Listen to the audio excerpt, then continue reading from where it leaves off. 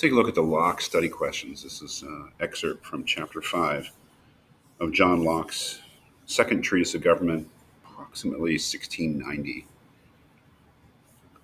Number one, Locke says that, quote, every man has a property in his own person, explaining the importance of this principle in Locke's theory of property.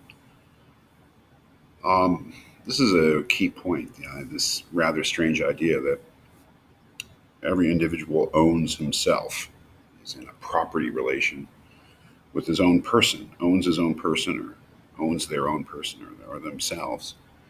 But it's absolutely key because this is a labor theory of property. The basic idea is that we become entitled to something in the sense of it belonging to us through mixing our labor with it, through working on it. And the reason that us doing that, mixing our labor with something, gives us the entitles us to say that we own it, that it's ours, is because we originally own ourselves. So we own our bodies, so we own the work of our bodies. So by extension, we own whatever our work is mixed in. So it's absolutely key, the idea that we have a property in our own person. Let's take a brief look at the beginning of it. I mean, he lets us know in the first paragraph that he's looking into the puzzle of property. What is the origin of private property? And the supposition is that nature was made for humankind. It was made for human beings, but it was given to them in common. So then there's the question of how could we have private property? Because the big difference between common property and private property is that private property gives you exclusive right to something.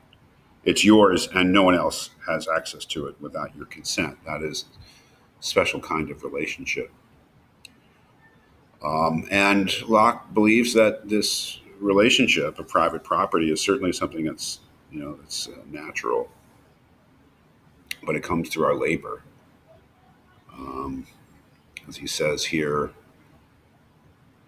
every man has a property in his own person. This nobody has any right to but himself. A notion of exclusivity, that whatever belongs to me, no one else has a right to. And that starts with my own person, myself, my body, my freedom, whatever. That this nobody has any right to but myself or himself. The labor of his body and the work of his hands, we may say, are properly his. The activities of myself, of my body, of my person, also belong to me.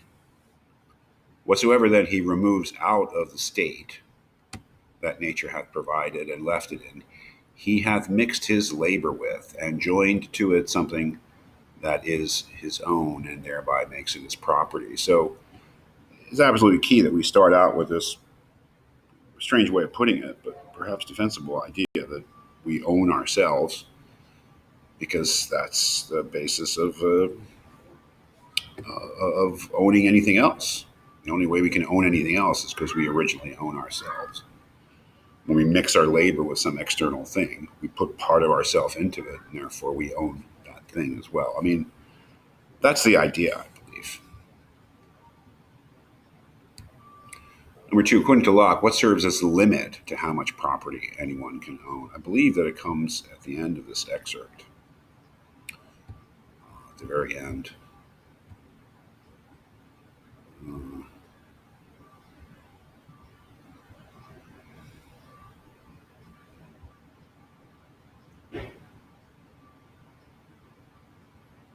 Section 31, end of page 2, it will perhaps be objected to this, that if gathering the acorns or other fruits of the earth, etc., makes a right to them, then anyone may engross as much as he will.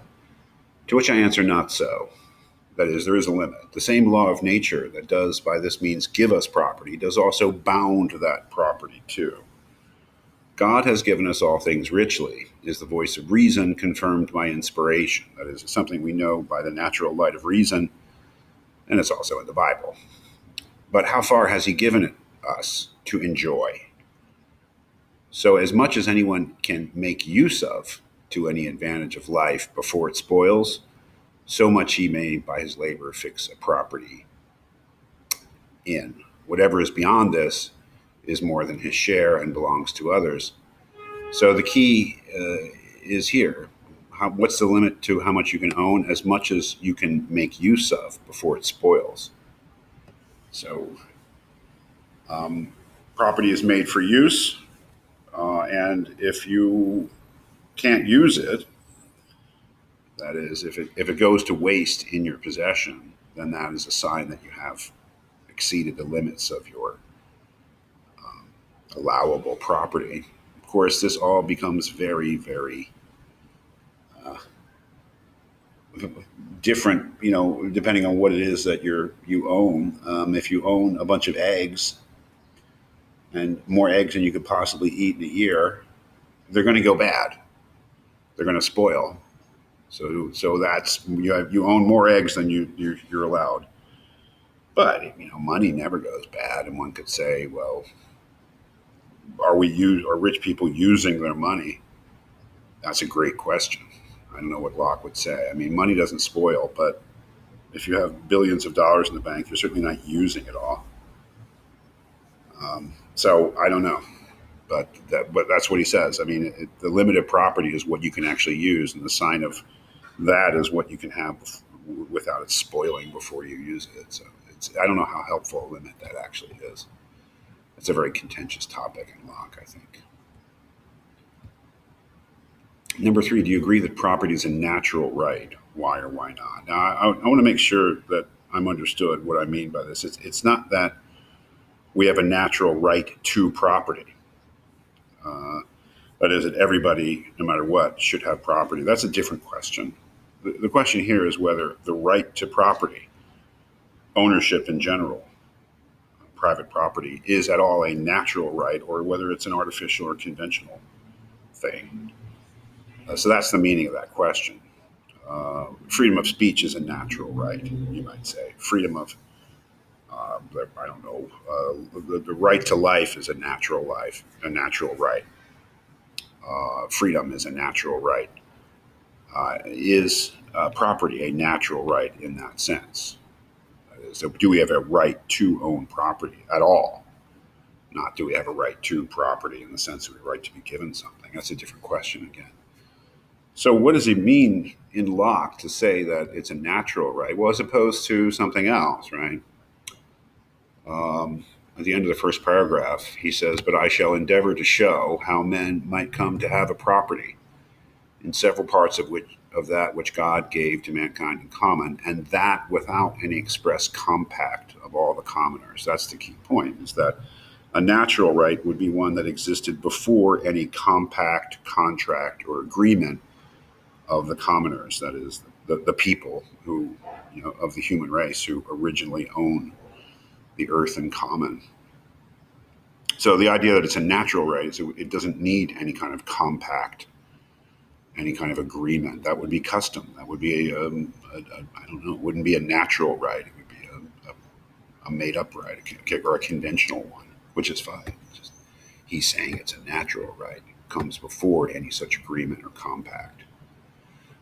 Number 4, do you think there should be any limits on the amount of and kind of property that someone can own? Why or why not? I mean, it's an open-ended question. I don't know.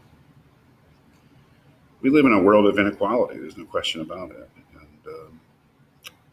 And, whether that's a bad thing, that pretty much, at least in this country, accumulation, it's limitless. I mean, there are ways in which we can limit people's property. It's called taxation.